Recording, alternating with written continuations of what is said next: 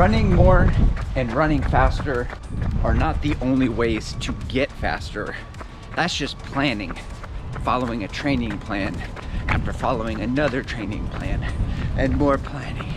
Strategy is different. Following a training plan is one strategy to get faster, but there are other strategies to getting faster. So an example might be, instead of putting 2 or 3 more hours out on the roads in the streets, you spend some of that time researching how to get faster. So you spend your time more efficiently or effectively getting faster than just putting up some more miles. And then maybe when you're doing some research, you come across some information that says that if you lose 1 pound of body weight, you will be 2 seconds faster per mile. And you look down and you say, oh wow, I have some weight to lose. Maybe the best strategy for getting faster is to take 3 or 4 months, run easy, get on a good diet that is sustainable, shed a few pounds or kilos, and then get a marathon training plan and see how much I can improve.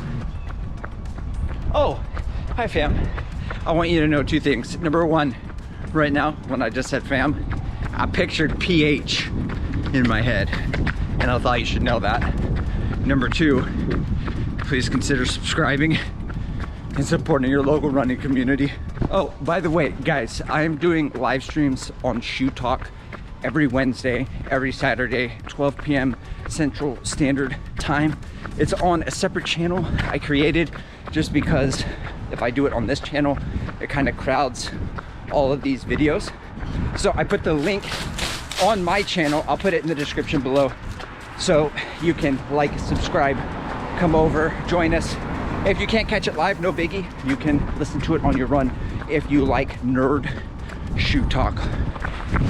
Alrighty then, today we have a recovery run, 60 to 70 minutes. I am rolling in the On Cloud Eclipse. I just made a video about the shoe, and I'm not gonna put the link right here or in the description below because no one watched it. And you don't want to see it. Why? Why? Because the shoe, you already know about it. It's highly unremarkable. Oh, God, On, yeah, I said it. I said that shit On. Oh, feels good. Feels great to be free of the bondage of the brands. They don't send me shoes. I can just say whatever I want. Oh, God, it feels so good. Do you guys know who Seth Godin is? If not, he's one of these bookstore best-selling business management leadership 40% off types who's been around forever, written like 40 books all about marketing. He's like the Stephen King of the space. If you know Malcolm Gladwell, also fellow runner, but like boomer. He's like boomer Malcolm Gladwell. Anyway, he's infiltrated my algorithm. And so I'm just getting nothing but Seth Godin, and he's the guy who's talking about strategy, which is now why I'm telling you about it, which then makes what he's doing remarkable because I'm making a remark on his work. So he wins. Seth Godin won the world 0. Yo, maybe I should just title this video, I read every Seth Godin book, so you don't have to. Dude, what if people like to read? I like to read. I prefer to read his words, not have some guy on YouTube tell me about it in 5 minutes. Anyway, here's my 5-minute pitch. At least regarding strategy, the idea behind strategy is that you want to be working on the business, not more in the business. If you need to make more money, the answer isn't necessarily like work 8 hours. No, I need to work more. I'll work 10 hours or 12 hours. Spend that extra time not working in the business, but maybe working on the business. What is the best strategy or approach to make more money? But it applies to everything in life. It can apply to running, you know. So if I want to get faster, the obvious answer is going to be to run more or run a little bit faster. And that's a time investment, and certainly that will work in getting faster because most people haven't maximized their aerobic base. But is it the best strategy to getting faster for everybody? I don't think so, but it's a case-by-case basis, and it requires each individual to do their own strategizing. Guys, I don't want this video to come across as preachy. I never want to come across as preachy. Please call me out if anything I say ever comes across as preachy. You should do this, you should do that. I'm not coming to you in a place of authority. This whole channel is based on me starting to run at 40, documenting the journey with some humor. I make mistakes, I share them with you. I try to get faster, we all learn together. It's the whole thing, right? So here's my strategy that I'm working on in 2025 to get faster. Number one, it started this year. I have been spending 4 hours a week learning about the science of running, reading books, doing research. Number two, in 2025, I'm gonna get my level 1 certification from the RRCA. The following year will be level 2. You have to wait a year in between. And I'm gonna get into coaching. Number three, I'm gonna have a coach for the rest of the duration of my running life, because it's good not only just to have somebody who knows what they're doing, but to have another pair of eyes outside of yourself. It's good to have someone to run it through. So number three, I think that was, I'm always gonna have a coach.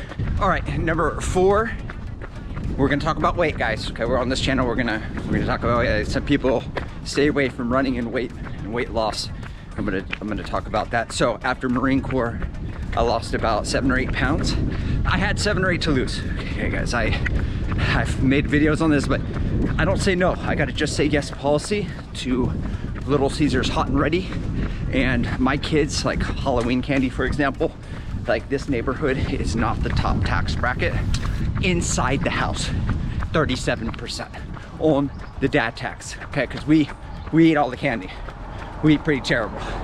And I'm like the 120, 130 pound frame guy, but I just bulked my way up to about 167 with a good amount of body fat before I got into running. So anyway, got some weight to lose.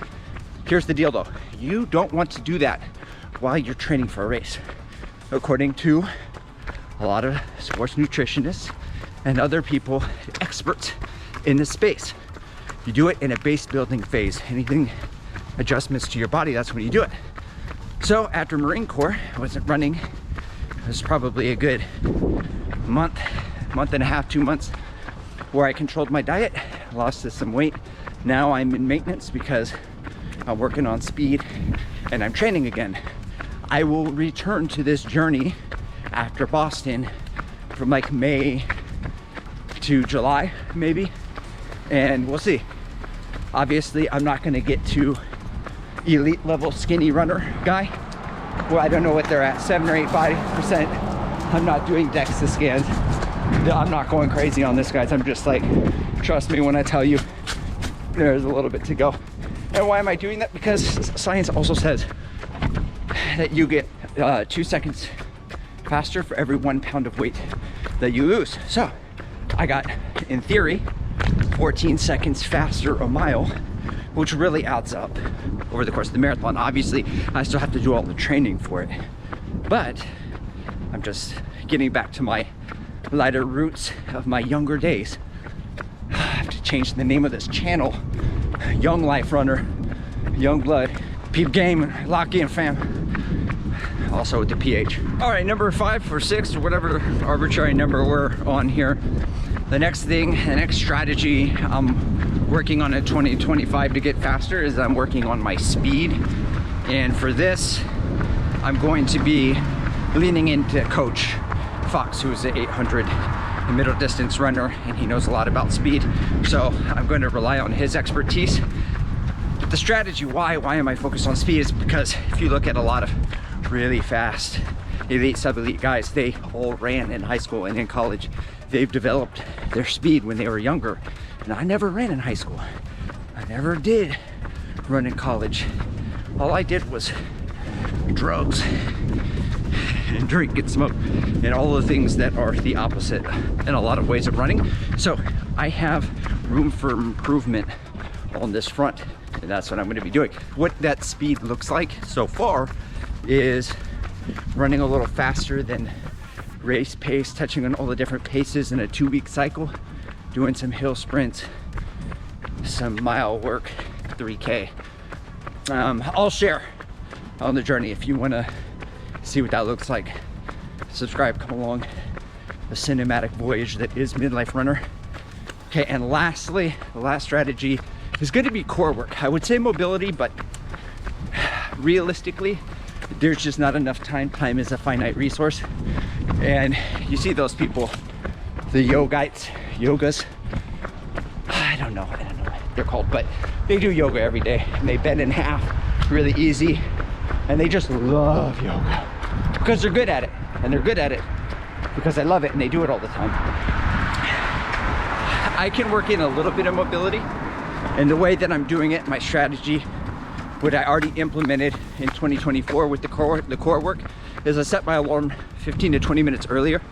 I go out into the garage, and I've got a psoas release tool, I've got lacrosse balls, but I also have YouTube, and I just put on a follow along core workout. Why am I doing this every day? Just about, guys, I've fallen off a little bit, but 4-5 times a week I'm doing core. Why? Because how I got faster as a runner was by running every day.